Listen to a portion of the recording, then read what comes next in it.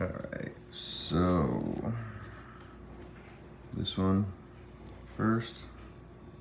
Make sure you got that little hole in the right position. Then that. I'm gonna have to bolt this one back together.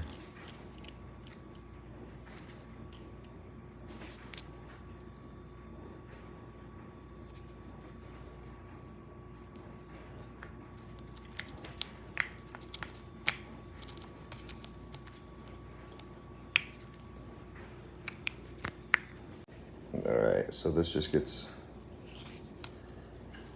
those sandwiched in.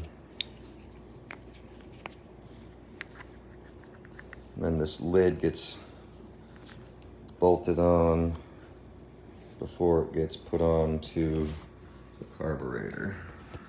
Let's do that.